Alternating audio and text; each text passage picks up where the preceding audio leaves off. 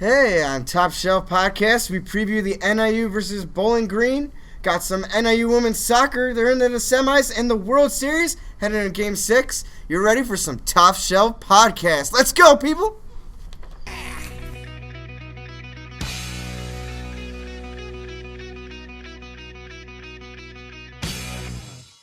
All right. Welcome to the first ever Top Shelf Podcast. We have your host here for tonight, Alex Rodriguez, my main man, Emma Kane here. How's it going? Oh, it's going very, very well, and I'm excited to do this first ever. Let's get the ground running, as we say. So, let's start with some NIU football. Yes, we play tomorrow, November 1st, against our hated rival. Well, we could say rival because we lost to them like 2 out of 3 times past MAC championships. Nonetheless, yeah, we're facing them for a 4th in a row. Bowling Green comes into town on senior night, so we're hoping Kenny and those boys show up.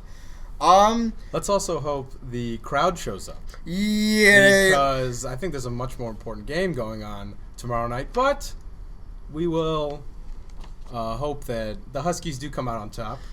We hope there is somewhat of a fan base. I don't know if I'll be there or not, but we will see.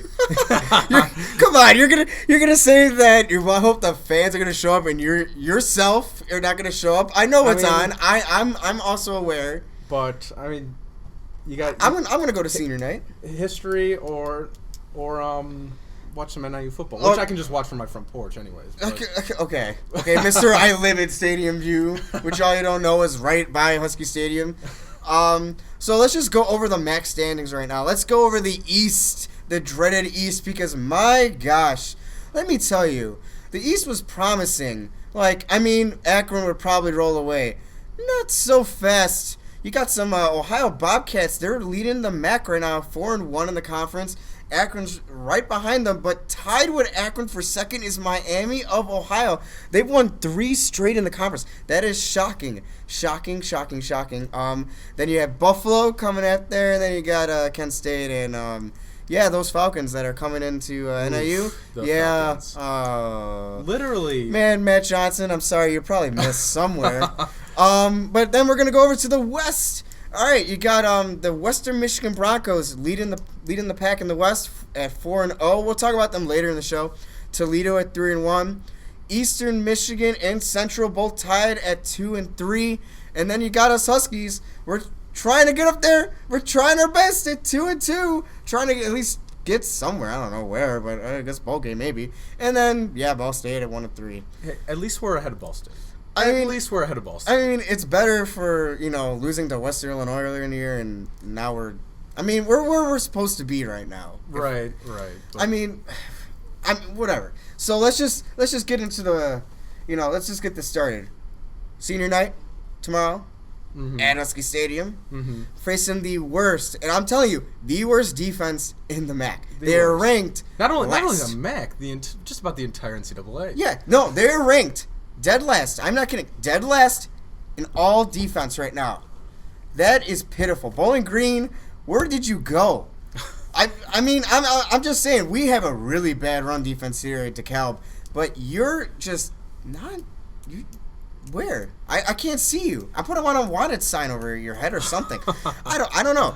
But it's good to actually get some competition coming in here that we can probably win 2 games in a row, because I see this going the Huskies' way. Again, senior night, Kenny Galladay, Anthony Maddie, last game here, probably gonna want to show up. So, what's your thinking? They guarantee Kenny Galladay and Maddie will definitely show up.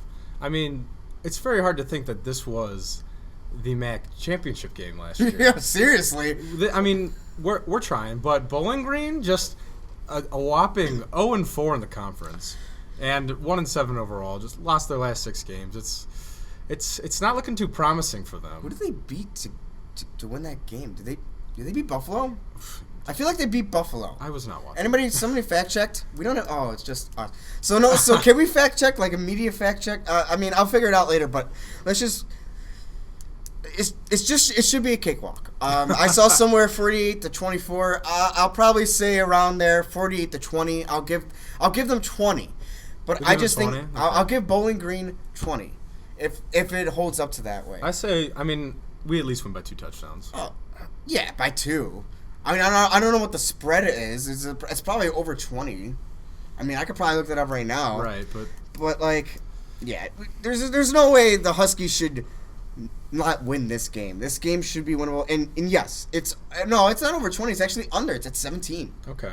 But yeah, check them out. They're again tomorrow at 7:00 on ESPNU. Yeah, I don't know if anybody, I mean, poor college student here, so probably not gonna be able to watch that. If you live in the dorms, you get ESPNU. So really, you do, yeah. I experienced that last year. So you're telling me that, okay, I'm not even going to go to that route because I could talk about how much money we don't, never mind. Okay, all right. We're spending on ESPNU, guys. But, again, 70 points, spread, pretty generous here. It's going to be a good win for the Huskies. I do see a big game. You have some people to talk about from the offensive side of the ball for the Huskies. Somebody named Argyros Turner. He is actually doing well in special teams this year, and I'm going to talk about him more on who's hot and who's not. Oh, who's not? Yeah, probably not Bowling Green, but but yeah, we got some good kick return. He scored a touchdown last week, right, against Buffalo. Kick return touchdown. I think he did. So doing well on that side. Just overall, let's get a win. Let's get a 3-6. Try to get to a bowl game, I guess. Probably go to Detroit though. Do we really want to go to Detroit? If you're the Huskies right now, would you really want to win to go to Detroit? Well, for the marathon, whatever bowl that is, now that they call it a hunt.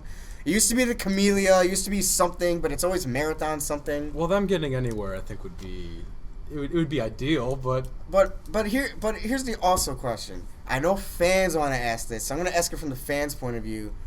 Rod Carey. So I call his parking spot at Fatty's. You call his parking when he gets fired. When he gets fired.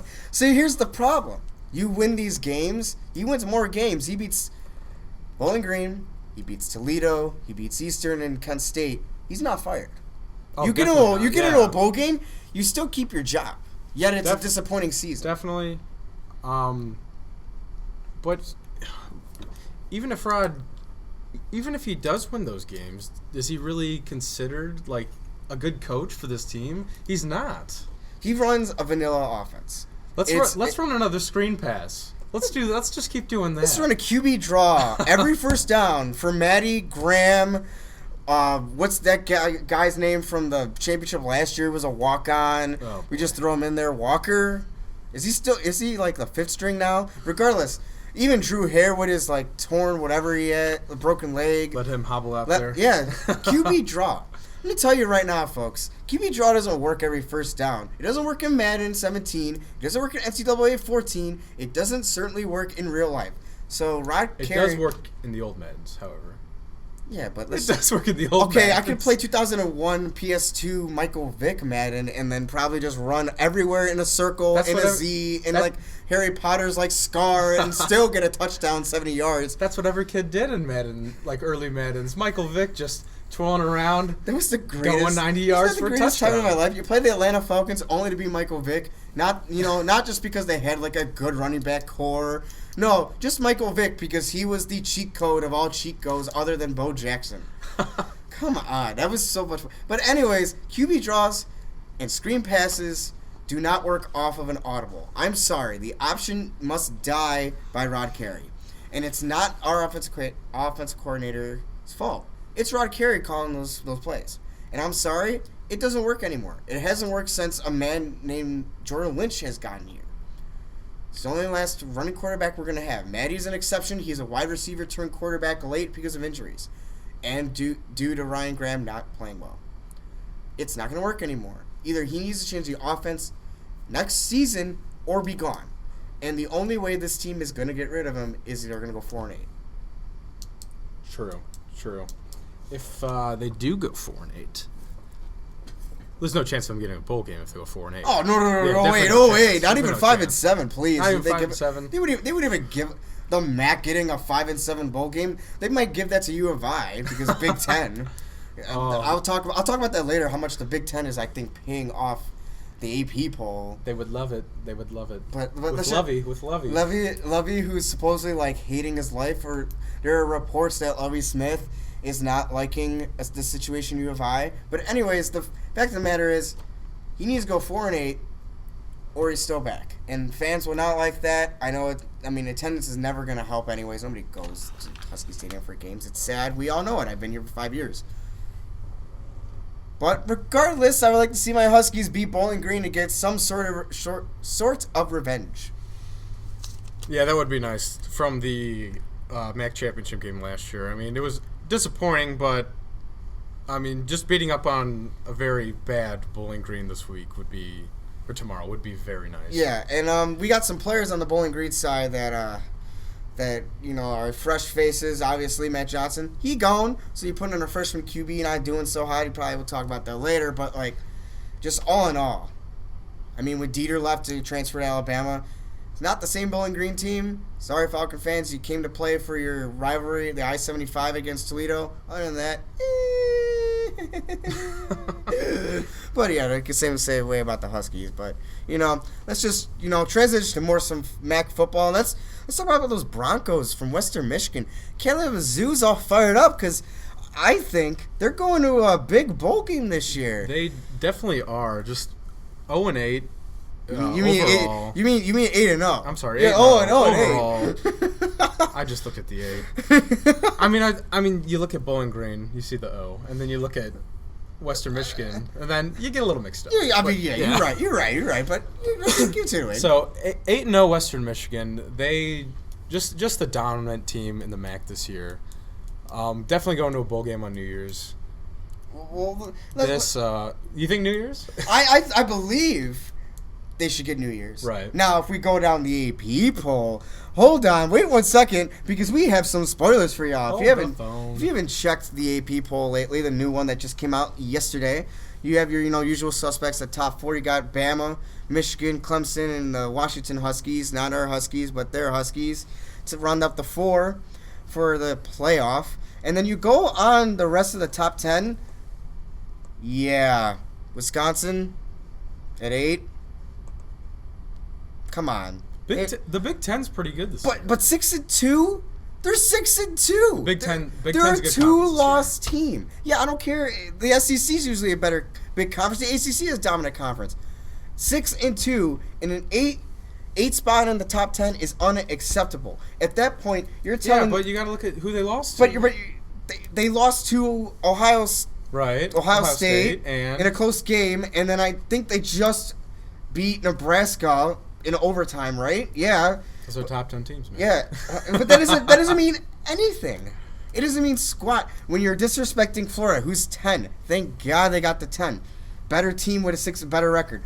Baylor just lost. Who cares? West Virginia, sorry. LSU should not be in the top 15. Utah should not be in the top 15. Western Michigan, our MAC Western Michigan Broncos, the Broncos we believe in, because I believe in the row in the boat with PJ Fleck. They're 8-0 and they're at 17. They're at 17, and you have a 5-2 LSU team who's not going to make up their game against I forgot who they're supposed to play. They got rained out. And Utah, who's 7-2. Come on, are you kidding me? They need Les Miles back. That's what they need. No, I'm just saying. Well, let's be honest here. LSU's probably going to be PJ Fleck. That's going to happen. Right. But Western Michigan is rolling their boat strong. And let me tell you, folks, if you don't pick them, there's still 4 the games committee, left in the season. I'm warning the committee right now. If you don't pick them to go to the New Year's Eve Bowl, if they go 13-0 and win MAC Conference, shame on you. Because that is disrespectful to our conference, the Mid-American. And it's also disrespectful to the Western Michigan Broncos, who have beaten 2 Big Ten teams, y'all. They're probably the reason they do this is just because of the history of MAC teams and bowl games. Yeah, they never play well. That doesn't mean anything. Okay, I'm the only person in this university who thought the Huskies played well in the Orange Bowl. I'm just saying it was a game till the fourth quarter. It was a game till the fourth quarter. Oh. Come on now. You can't tell me that 3 quarters and you didn't feel slight like, oh, we might actually win this in the fourth if a ball doesn't come our way. I was there personally. I thought we had the defense and then, they ran all over us in the fourth quarter. But we had the defense by that time to win that football game. But still, just MAC teams in general don't play well in the big bowl games. That's so disrespectful to the fact that what if Western Michigan shows up? They have If a they do, great then- running back if they core do, then you've proved me wrong. with Bogan and Jarvion Franklin running the helm. They're great running backs. They can destroy people. You have Zach Terrell, proven thrower, and then at all, you have a probably 5th round draft pick, Corey Davis. He is a man among men. Probably MAC Player of the Year in my opinion. He is unfreaking believable. That man should be MAC Player of the Year. He is going to be in the NFL. They have the players, they have the defense actually this year to stand up. If they could beat Northwestern at home, who is in the top of the Big Ten right now, technically by their standings, they're one of the top teams in the Big Ten. Big Ten, who's his? The number 8 Wisconsin's still in there. I don't know why. So like, Big Ten's doing it this year, man. They're doing it. No, it's just Michigan or nothing at this point. Jim Harbaugh's Michigan. Come on, Jim. You were at Wrigley yesterday giving them luck. You gotta give Michigan some. Hey, he had his glove on. Yeah, he had his glove on in the bleachers with his dad. We'll talk about that when we go to cover World Series. But like, my man, Western Michigan's getting disrespected, and maybe that's because I'm a MAC guy. Because I'm going to NIU. But come on. You've been with the MAC for 5 years. There's no way. This is only my 2nd year with the MAC, so. I've just been watching them more. I'm just a seasoned veteran in the Mid-American Conference ways, I guess. But let's go to a segment that my man Emmett likes to call "Who's Hot and Who's Not." All right. So in MAC football this week, who is hot? We got O'Garis Turner of Northern Illinois. He's the kick returner. Last week against Buffalo, he had a 97-yard touchdown run, and that tapped off the 44-7 win over Buffalo. Looking good this week. He also averages 27.7 yards per return, leading the MAC, and is 16th in the country. We also got Van Edwards. He is a running back at Akron. He had a career high 112 yards rushing and 1 touchdown in the 35-25 win over Ball State. And we also got Cody Thomas of Toledo. The junior wide receiver has just been great all year. He had 22 yards and a career best 4 touchdowns in the 31-17 win over Central Michigan. Wait. He had 22 yards overall, but he had 4 touchdowns. Is that what you just said? Yeah. What? 7 catches. 7 catches for 22? Oh, my bad. I'm sorry. 120. Oh, I was about to be like, 122. I'd be like, it's a goal line freak. Just throw it at a goal line and be open, I guess. 122. You gotta watch out for the guaranteed rate. But the guaranteed rate. That's a much better number. 122. So yeah, that's a little preview of who we're gonna see next Wednesday. Oh, that's gonna be fun. At guaranteed rate. And who's not? I mean, we kind of been bashing them the whole show, but I mean, they kind of deserve it. But the Bowling Green quarterback, James Morgan, he's got 11 INTs this year. Not looking too good. And also, who else? We got the Bowling Green defense, last in the country. Just not looking too good. Step up your game. Just step it up. Sunbelt's better than you. I mean, you made it to the MAC championship game last year. I expected a lot. If the New Mexico Aggies are better than you with something, then you're doing something wrong. Come on now. And to finish off, who's not? Both Michigans, except Western Michigan, Central and Eastern. They are both on a 2-game losing streak, dropping in the West Division. Just not looking too promising for the both. And giving Northern some life, if we have life. Yeah, give Northern a little bit of life in the West Division. What's that thing the commercial? Life Alert? Life Alert. Life Alert. They're giving us Life Alert. Like, we've already fallen, but I guess somebody's helping us because that button's working. Because the other Michigans, the stepchilds, are just giving us something. I've fallen and I can't get up. We're picking ourselves up, I guess, but that's who's hot, who's not, hey? That is who's hot and who's not. I'm a Canadian there. All right. Sorry. And continue with some action here. We're going to go to NIU's women's soccer. Did you hear what happened this weekend? Why don't you explain it, Alex? All right. So, this weekend was the beginning of the women's soccer MAC championship, which is awesome. It's at Kent State of Ohio. Kent State. Right. Really cool. Yeah, we were the 8th seed, snuck in. We just snuck in. Literally the day the tournament was announced, hours before, just snuck in. So good job, ladies. I am proud. You know what I'm even more proud of?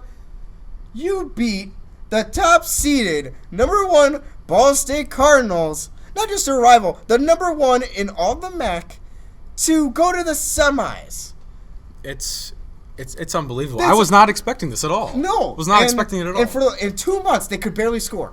Them in men's soccer could not score all season. And if anything, would get 1 goal. They could not score. And if there was a 1-1 game going to overtime, and then you got a shootout going, and some ladies by the name of Allie Ingham and Taylor Sarver, Natalie Yes, yeah, man, you're shooting penalty kicks. That is... Excuse me, woman. What did I say? You said, yeah, man. Oh, woman. Yeah, woman. I love it. And Natalia Pena, hers was stopped by the goalkeeper, Elisa Henschel. But hey, stepping up to the plate, we got...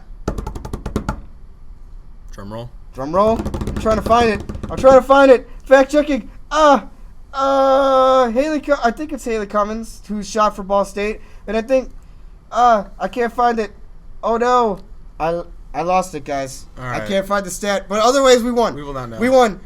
All we know is we advanced to the next round. All I know is that the NAUHuskies.com, who I am, taking this off from, they did not put the other person, or I just can't read fast enough. They won the game. They're moving on, folks and ladies. I'm going to give you some confidence here. You can do this. You got this. You is smart. You is kind. You is important. You can do this, ladies. You can win the whole thing. You can be that 8th seed that does it all. You Upset can be the alert. LA Kings. Upset alert. LA Kings. It's all, and I'm proud of you. You're stepping up your game at the right time. But yeah, big round of applause for our ladies. Let's hope for the best. The next game's on November 4th. I believe it's online somewhere. Probably could find it anywhere. I think it's on the NIU Athletics website if you subscribe to that. I don't know how you could subscribe, but you can. Just go to the website. I guess. And, women's soccer's moving on, folks. Congratulations. All right. Out of NIU sports, we're going to segue to... me and Evan, we're kind of close to this. The World Series, folks. The World Series. If you're not from Illinois, just don't know. There's a team from Illinois, a North Side team, I believe. That's I think they go by the Cubs. The Cubs? Yeah. I thought they were the. Oh wait, that's a team that's one. Oh, okay, sorry. No, the Cubs, Chicago Cubs, folks, face the Cleveland Indians in the World Series, first time in 71 years. Fantastic story. Wrigley this weekend was crazy. I saw stuff on Fox News that was unbelievable. People at 5:30 a.m. waiting to go not just to the bars, which had insane cover charges, but to get into Wrigley at 5:30 in the morning. Right. And that was every day. That was Friday through Sunday. This isn't just... There wasn't just people getting into the game. They just wanted to be there. They just stood in the streets. It's just unbelievable what history is. This is history, folks. I mean, regardless of the result, it's history. And let's just recap what happened this weekend. Obviously, if you didn't watch, here we go. Game 3 was the Professor versus Josh Tomlin, and both came up to pitch. They both came to pitch. As well as you could. Hendricks went four and a third, and he pitched well. Just gave up a couple hits here and there. Both bullpens It still wasn't a bad outing. It was not a bad outing. By his standings, it was a bad outing, and I will say it was a bad outing for him. He would not say that was a good outing. If he would have pitched 6-7 innings, he would have said that. But 4 and a third. But then Justin Grimm came in and got that double play, and then that was beautiful. That erupted the stadium. Oh yeah, but the most frustrating thing about that game, no bats. They were not to be seen. Like I like to say, wanted signs. I could put a headshot of every single Cubs player in the lineup, even Schwarber who wasn't playing, and you couldn't find him. And it was frustrating. Josh Tomlin is not a fastball thrower. He throws curveballs 39% of the time in the postseason, more than he has in the regular season. Could not find a way to get on those. It was just sad to see. And then more from Game 4, a lot of offensive struggles. Yes, he had a Dexter Fowler home run late, but Jason Kipnis with that 3-run homer to just take that game out of the air, and it just looked like we were gone. It just looked like we weren't ready. When Kipnis hit that home run, it just took the entire life out of that stadium. Because I think there was a chance at that point. Yeah. But when Kipnis hit that home run, the crowd just was not into it anymore. Yeah, and I mean, Cubs fans. And I was in Wrigleyville at the time. I was in Wrigleyville on Saturday, and it was. I love going to Wrigleyville. It's like one of the greatest places on earth. But Saturday night was just so depressing. Yeah. It was not fun. You can ask my fiance, folks. She was probably mad at me because I was swearing up a storm, and I'm that fan. So yeah, it was not fun. And then we get to Game 5, and Game 5 was interesting to me. Game 5 was obviously do or die. You want the right man on the mound was Lester. Mm-hmm. And throughout this whole series, you have the right people going out if we get to Game 7. Lester pitched remarkable. He did. He did what that we paid him the money to, where he wanted to come to Chicago to. He pitched marvelous. Maybe his last outing of this season. And can we talk about one thing? It was David Ross's last start in Wrigley Field. It was, I mean, this is only his second season, but just the impact he's had on these young players and this team is it's remarkable to see. He got emotional after the game and said it was unbelievable. The Eddie Vedder, if you didn't see, sang the 7th inning stretch, singer for Pearl Jam. He dedicated the stretch to him. And he sang with Harry Carey. Yeah, and he sang with Harry Carey, which is awesome. The man, he probably hasn't had the most outstanding career by anybody, but as a leadership standpoint, by a man you want to get behind on, that's David Ross. And every player in that clubhouse for the Cubs wouldn't say otherwise. That man is a leader, is Grandpa Rossi to the end, and until they stop ticking, the Cubs don't stop, folks. We sounded depressed. No, they won 3-2 last night, folks. They're alive. They're very much alive in this thing, and it was Chapman Day. Chapman was amazing. When Joe brought him in the 7th to get 8 outs, I was so mad because Chapman's history of coming in too early before the 9th it's scary because you never know what he's going to do. I was okay with it. You were? I was okay with it. You brought Aroldis, like Andrew Miller from Cleveland, you brought Aroldis Chapman to do one thing. Pitch you multiple innings to get you into the World Series and to get you further into it. But he said before that he does not like pitching before the 8th. And his comments after the game, he said he wanted to come in. I believe he did say that. Yeah, so he... Which surprised me. He probably just said that in the regular season and broke some steam off just to get reporters buzzing. He's brought here to win a World Series championship. That's the end all be all. And you're brought in to pitch multiple innings. And let me tell you, 1 hit and how many strikeouts? 5? Something like that. He was unbelievable. A lot of swings and misses. A lot of swings and misses because who hits 102? I know I can barely hit 60. Ben Zobrist did it last year off Chapman.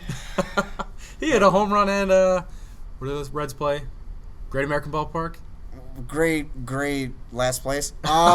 So let's just be real here. Cubs are more than alive, and let's preview Game 6 tomorrow at Cleveland at Progressive Field, the land. We're back there for what should be a heck of a game. It's Jake Day, folks. It is Jake Day. He goes up against Josh Tomlin. Yo. And I believe it will be a better outing for the Cubs this time. These are my keys to the game. It's not Hayward anymore. I don't care. All you Hayward doubters proved it with. The unnecessary defensive catch in Game 5. If you haven't seen it, he climbs up the wall in foul territory. The wind took it. That's why he did that. Okay, that was unnecessary. Please. That was super unnecessary. I'm just going to show my muscle, grab up here. Oh, I'm going to do a pull-up. Oh, I got it. No, the wind took it the other way. That's why that happened. Okay. Yeah. Oh, okay. All right. Okay. It was unnecessary, folks. It was still amazing. It was amazing. Unnecessarily amazing. But Josh Tomlin, Jake Day, key factors. It's not Schwarber, folks. It's Zobrist. Ben Zobrist? It's Ben Zobrist. He hit. He's the hottest hitter right now. He's the hottest hitter. 1. 2. Game 1 and Game 2, wasn't he 5 for 8? He was 5 for 8 in those 2 games. If he continues to hit that way, to drive in the 4 spot, because no matter what, Rizzo and Bryant are going to do what they do in the postseason. They half struggled, half not. I almost want him higher up in the lineup. I don't know if I want him batting 4th. Which is funny because he says, I'm not a cleanup hitter, I just bat 4th. But, I would love it if he bat 2nd. I don't think Joe tampers with the lineup that much. Yeah, Joe has his unusual lineup. The only way you tamper that lineup right now is because Javi's struggling. And that's my other key. Yeah, Javi, bad. Where's Javier? Javier was the talk of this postseason. He was the Magic Man. I gave him that nickname. It's dumb. It's stupid. He's the Magic Man. Up until the World Series, he hasn't done much. He isn't. He really hasn't. He's been looking like Javier Baez of 2014. And here's the thing, he's facing Josh Tomlin, who creamed him. Javier chases curveballs in the dirt, and you're not gonna tell me that Josh Tomlin isn't gonna throw like 50% curveballs tomorrow. He's going to throw a lot. He will. And that's going to be a challenge for the Cubs hitters. They're a fastball hitting team. Can you get up on that curveball and drive it to left or drive it to center? Because that's going to be the tell of the game. And also what's going to be the tell is how long Tomlin's going to stay in. Because he isn't going to go 5 or 6 innings, folks. And you're going to see Andrew Miller. He will go. He might go 6. No, he won't. He hasn't gone 6 yet. He's only gone like 4 or 5. He's only going 4 or 5. That's true. Okay, there's only 2 more games left. Yeah, there's only just maybe 2 more games. Okay, yeah, not gonna maybe 2 more games. Yeah, left. but let's just we got to find a way to hit the curveball. Mm-hmm. If we get on that curveball, even singles, doubles, you don't need home runs. Mm-hmm. Just need drives to the field to get Josh Tomlin on his knees. It's all you need to do in this game. If you can get Tomlin to only throw 2 to 3 innings, you won that game. Right. Because by that time, it's probably 3 to 4 to nothing. And by that time, Terry Francona is going to put in Andrew Miller. And then we'll see Cody Allen. And then all you need... Which is a dangerous combination. And all you need... Dangerous combination. And by that time, I feel like Jake Arrieta will just close out that game. Wait, he'll pitch all 9? No. I'm saying he'll pitch 7. You think he'll pitch 7? Arrieta's going to pitch 7 tomorrow. And then it's going to be Strop. I think it depends on the situation. It's going to be Strop and Aroldis again to close it out. And we're going to win. And the score's going to be 5-1. I think we might see Montgomery tomorrow, and we might see C.J. Edwards again. That's my opinion. I don't want Edwards. I don't want Edwards to pitch until Game 7. If there's a Game 7. Mm-hmm. But I think there will be. I have all the confidence right now. Even if we push it to a Game 7, let's just even talk about that. If we push it to the Game 7, not only are your psyche as a Cleveland Indian player, you could have won it at Wrigley. You could have won Game 6. This is the whole Golden State. Everybody has been online saying, "Oh, Golden State blew a 3-1 lead to Cleveland, and it's going to come back in them." But no, seriously.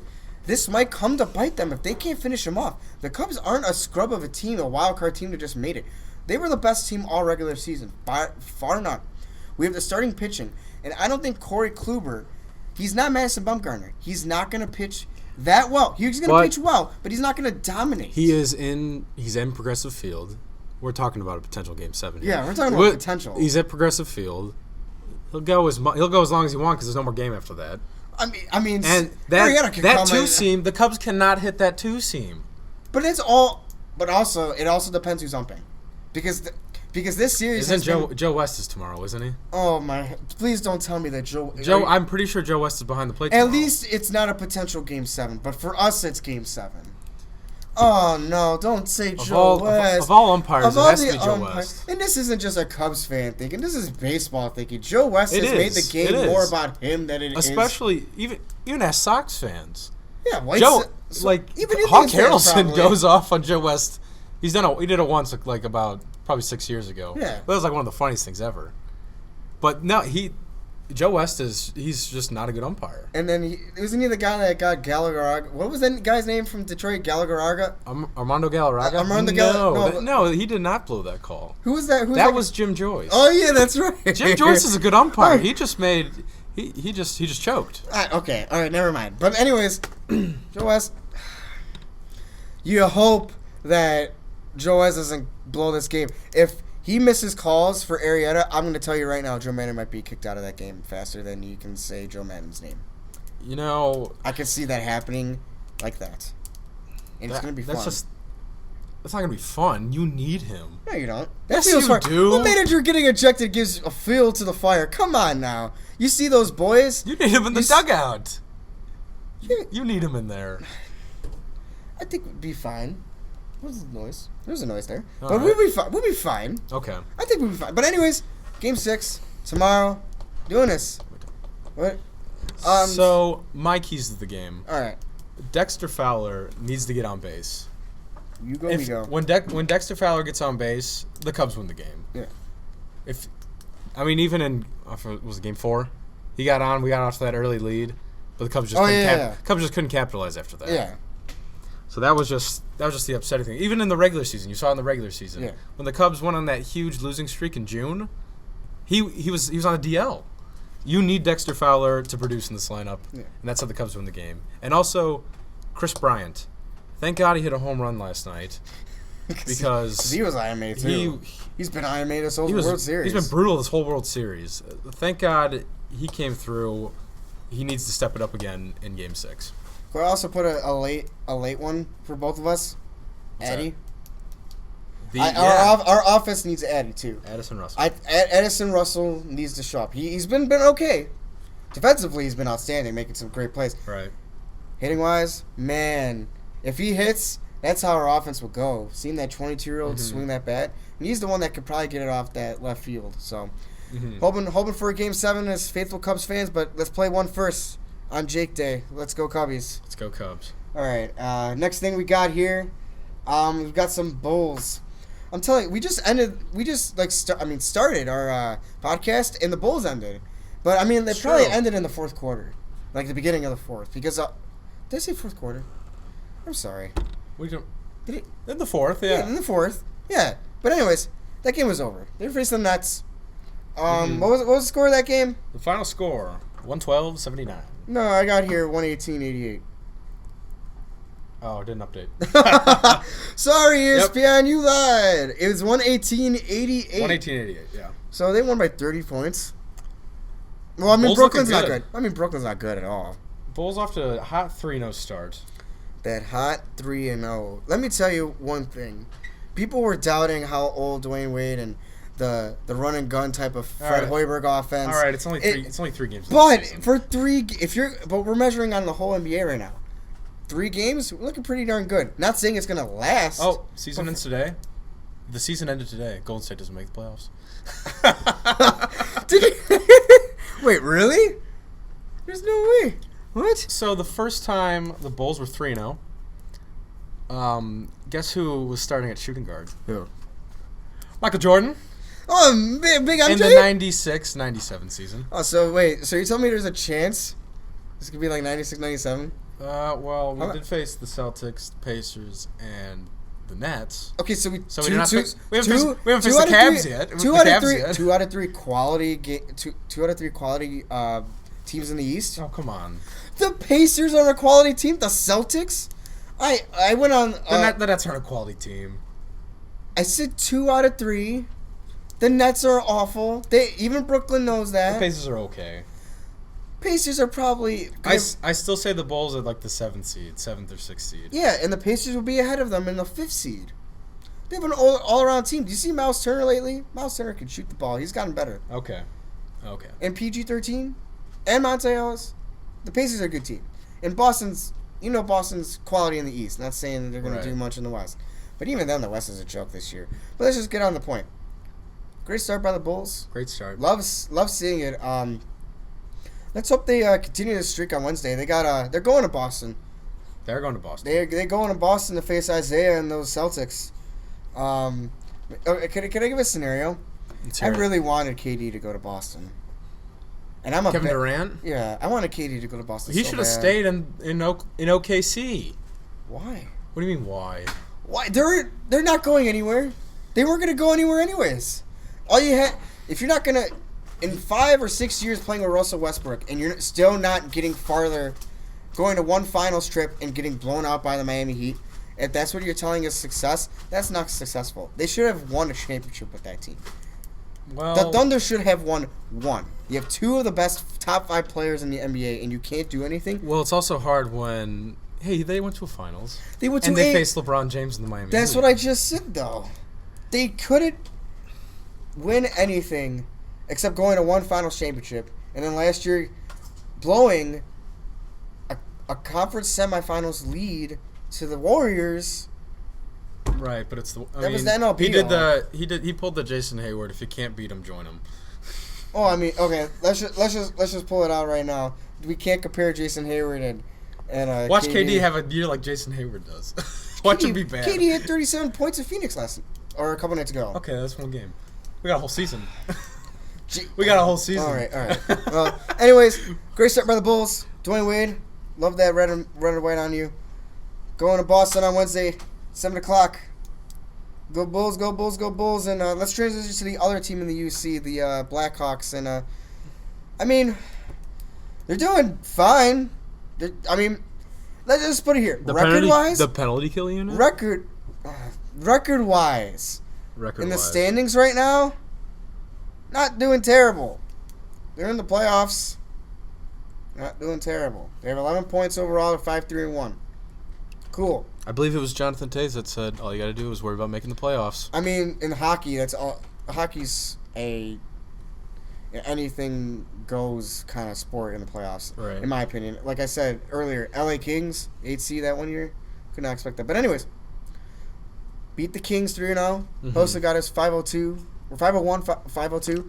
Still remarkable for him. What a career Marian Hossa has had, playing with the good old Atlanta Thrashers, beginning his career, I believe, and going up to Chicago, going up to Detroit, losing the finals, going to Pittsburgh, losing the finals, and then going to Chicago on a mega deal, winning 3 cups. Yeah. That is a heck of a career, and I applaud the Slovakian stallion. It's a great story, Marian Hossa. He's a good person. He not a better person to get this career, and congratulations, Marian. You're doing well, but the rest of the team, let's talk about that PK unit. I'm telling you, it is the worst PK unit I've seen in years by any team. They are brutal. We're only 9 games in too, but they can definitely turn it around. How many goals have they let in that PK unit? I don't know the 13? Number.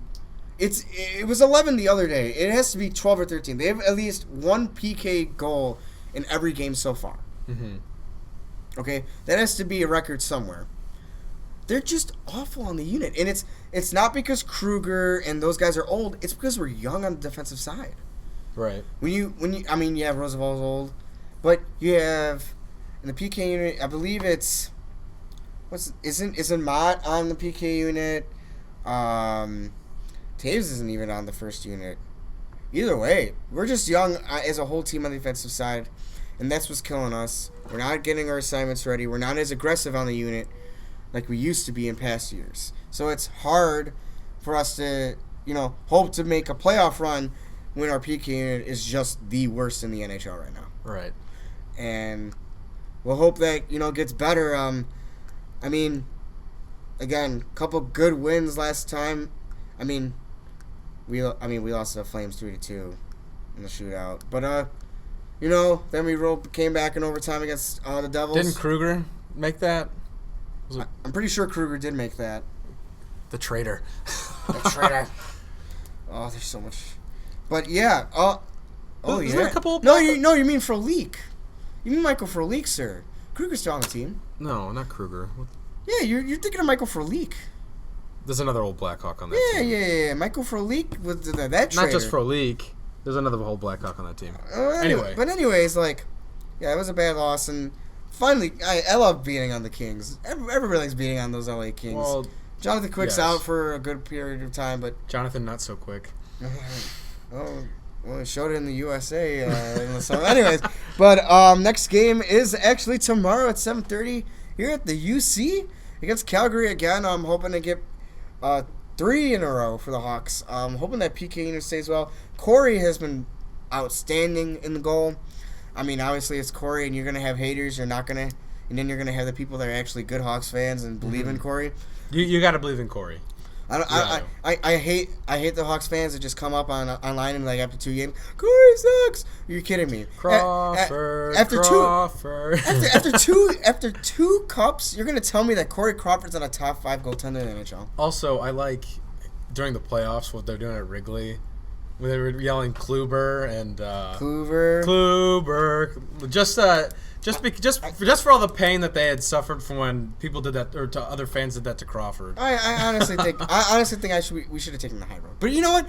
It's fun because our team is doing it, and it's not so fun when their team's doing it. Right. But hey, Kluber, we don't have to face him. So hopefully no, we can't say we're gonna win tomorrow. We can't. It's a game I 7 know, scenario. you gotta. I don't make predictions. I don't like to make predictions on the Cubs, and I definitely don't bet on the Cubs. You just watch. You just watch. You just watch. But yeah, Blackhawks keep the flow rolling, get 3 straight wins, and keep the season going. I'll be there on November 11th, so that should be fun against Alex Ovechkin. But yeah, let's go Hawks. And then real quick, let's talk about the Bears because Bears. I'm pretty sure they're winning right now. As we're doing this podcast, we're trying to get it. Last time I checked, it was 13-10, and Is it still? I mean, I'm gonna check on that. It's with 10 minutes left in the third quarter, folks. It's 13-3 Chicago against the first place Minnesota Vikings. Can we talk about this for 1 second? It's a great. Oh, it's 19-13. 19-13. We just scored a touchdown, folks. What is going on? Why aren't you taking? Why isn't Jay Cutler just fake another thumb injury, put Matt Barkley in for the rest of the season, trade away Alshon Jeffrey for more draft picks? I want to tank. I am a firm believer at this point of the season that we should be tanking. We are 1-6, an awful team. Do you want just to tank? Do you want to throw this entire season away? Yes. Just start a bunch of rookies? Yes. I want to start a bunch of rookies. I want their playing time. If they want to prove themselves... I say that too, but the Bears front office will never do that. Brian Pace also needs to go, but that's a different discussion. A lot of things need to go. Not John Fox. Not John Fox. John Fox is good. If John Fox is gone at the end of the year, I guarantee it. Why? Why? If the Bears, what did he do? If the Bears do not win 4 games, John Fox is gone. What is okay? So you're telling me it doesn't matter. I think he's just with gone. no defense. And Danny Trevathan. I mean, here's the problem here. You have a great linebacking core, no defensive ends, no secondary. Name me one secondary. Of the Bears? You took too long already. Tracy Porter. Name somebody in the secondary.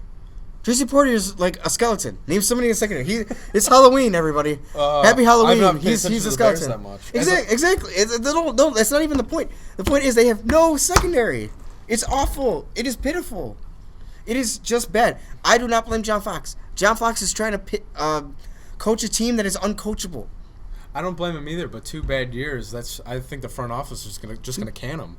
And also, you see with John Fox, his second year with each team, he had his second season with Carolina was better. His second season with Denver was better. And his second year in Chicago is not looking good at all. But you give him 2 years in the can? He's not Tressman. Of course he's not Tressman. Nobody can be Tressman with that stupid glasses. God, he was awful. Thick glasses. Thank you for going for Baltimore. But Baltimore just fired him. Really? Yeah. Oh yeah, that's right. They did fire him. Baltimore just fired him. That's what you get. But anyways, believing in a Canadian coach. But yeah, no, it's 20-3 Chicago right now in the third. Good to see him win, but I'm a firm believer in this. You need a tank to get Deshaun Watson, Deshaun Kaiser. Tank for Deshaun, everybody. We need a QB in this town. We do. And Jay's definitely gone at the end of the year. Oh, please. He should be gone tomorrow. He's not going to be gone tomorrow. Why? What do you mean, why? I'm just saying. He's about to win us a game. You can't trade him to Cleveland to get Joe Hayden? Did you not hear the trade rumors about that? I do not. Who reported that? Okay, so NFL has reported, I believe it was NFL Network, so I'm just going to say allegedly, NFL Network has reported a trade scenario, that Joe Hayden is in the trade block right now, that Cleveland is trying to shop him. And I heard one of the suitors is the Chicago Bears. Now, that's a piece I want, folks. I want Joe Hayden here. Top 5 corner. You can put him with Kyle Fuller. If it happens, that'll be great. But I don't see that happening. You trade Jay Cutler because they don't have a QB. They started seven guys already, including Terrell Pryor, their wide receiver. Trade deadlines next week. Trade deadlines next week. I'm telling you right now, Joe Hayden will be in a 23. Well, he can't be 23 because that's Kyle Fuller's number. But he's going to be some number in a Chicago Bears uniform by next week. Unless Kyle Fuller's. And they're going to trade Alshon Jeffrey and Jay Cutler for a plethora of draft picks. And Joe Hayden. Did you hear the rumors of Jeffrey going to the Eagles for draft picks? Yes. Yeah, which is not good because they gave all their draft picks away to get Carson Wentz. I mean, whatever. I don't care. The Eagles. Well, no, it's not going to work if they go to the Eagles. If he goes to the Eagles, because they don't have the draft picks to get him. So I don't. Yeah, they do. If No, Brandon, they gave him if Brandon away. Marshall just got traded to the Jets for a third or fourth round draft pick, you're telling me that we wouldn't take a draft pick for Alshon Jeffrey? Okay. All No, right. we fine. would. I want draft picks. If we're gonna tank so hard that I just laugh every Sunday. And the NFL is a joke, anyways. At this point, That's So- right. 2 OT games. In All right. this whole so week. this, so Come this, on. so this is how we're gonna end. it. Overtime's the worst. Yeah. So let's put this up here. Cool to see us Is this, winning. is this how we're gonna but end the we're show? tanking. This is how we're gonna. Okay, this- okay, folks. So we're gonna end the show with just talking about how bad I hate overtime in the NFL. All right, overtime in the NFL is just it's awful. I guarantee by the end of next year, Goodell makes a new rule. I mean, Goodell's an awful commissioner, but he makes a rule at the end of the year because too many people are complaining about it, and I want to see wins and losses. I don't want to see. I want to see the win column and the loss column. I don't want to see some little random floating one next to that score. Can I pitch something to the NFL? Into you? Go ahead. After the first overtime, the 15 minutes are done. How about we do college rules? Start at the 30. Right, going to college rules. Start I at the would 30. like that. First team each that- team starts at the 30? Each team starts at the 30. You get a field goal or a touchdown. You have to match that. Okay. How about that? That That works. gives you, because you want an offense, right, NFL? So you want more excitement, right? That's where you can get excitement. Right. Or you take But- out the stupid 15-minute rule all entirely and just make it college, like how the playoff is. Right. Isn't the playoffs like that? Playoffs are like college rules. Why did they change that? I don't remember, but carry on. But God, that is such a joke. But yeah, just change the rules to college. Start at the 30. Well, it's 25, I believe, in college. But start at the 30. You have 3 down. We have technically 4 down territory if you go for a touchdown all the way. But you have 3 downs. Kick a field goal for the first team. Next team on the field, 30 yards. Score a touchdown, you win. Get a field goal, tie it, and keep on going. That gives you the excitement, and I know it might be as long as a baseball game because people think baseball is boring, but it gives more excitement than me watching 15 minutes of mediocrity and missed field goals. I mean, there's a reason why NFL ratings are down. And I think it's just You know, the main reason why they're down, I think, is because the Indians and Cubs are in the World Series. Well, there's a lot. There's not just that. There's the protests, the Right. kneeling by Right. Colin Kaepernick was supposedly getting a lot of speculation. And it's just a lot of people do not respect the NFL like they have in past years. There is True. no good story. Nobody likes the New England Patriots, so even though they're winning, nobody's going to follow them. Nobody cares about the New England Patriots. They might as well be a first-round exit, and everybody's going to cheer for joy because somebody else is going to win No one cares or about go the to the Super Bowl. Patriots. I think a lot of people care about the Patriots. I certainly do not care about Tom Brady. Tom Brady's like the Tom Brady's like the greatest quarterback of all time. Oh You have to no, say that. no! Are we going to start this conversation? Maybe We're not- maybe another time. Yeah, we don't have the time for Maybe that another conversation. time. We could do that next week. Next week we will do. All All right, next week discussing greatest QBs of all But- time. but here- We'll make lists. We'll make new segments. We're just starting off. But overtime needs to change in the NFL. Overtime, yeah. Overall, overtime needs new rules, and Goodell's gonna change that. Guarantee it. Or he should just not be commissioner. But anyways, let's just end this on a fun fact. I know it's gonna kill me, and there's a lot of other Cubs fans that are killing me for putting this out. ESPN, why did you do this? First of all, not the right time. In 1997, this is the last time the NFL had two games that have tied. It's the last time in '97. Oh, You know who was in the World Series that year? it was the Cleveland Indians. It was Cleveland Indians against Florida Marlins, not Miami, Florida. Guess who won in 7 games? Not Cleveland. It was Florida, folks. It was definitely the Florida It was Florida Marlins. The brand new Florida Marlins, basically. Yeah, and they won the World Series. So basically, this is what I'm going to say. That's a cool stat and all. We haven't even played a game 7. There isn't a game 7 yet. Why do you even put that out there? You're just basically telling the MLB and the to make sure there is one. I just hate stats like that one. I mean, people just do it to have a field day. You know, like, oh, it was some Chicago reporters like, oh, you see this? I'm gonna get a lot of Cubs fans' hopes up. Oh, you're not getting anybody's hopes up. You're just like You're tearing my hopes down, and you're also putting pressure on this team. I don't think the team's really cares about that, but I mean, the team hasn't cared about a goat. Have you seen the picture of Chris Bryant touching goats in ESPN or something? there's that commercial with him and the goat. Yeah, there's a commercial with them and a goat. So let's be real. They don't. That Adidas commercial. You're right. You don't care. They don't care. But you don't put that on the fans. It puts them wild accusations that Cleveland fans think Game 6 will be rigged. Mm-hmm. And two, it gives Cubs fans so much hope that we're just going to go to a Game 7. You have to win these games, folks. The players have to win this game coming up tomorrow. You got to worry about that before.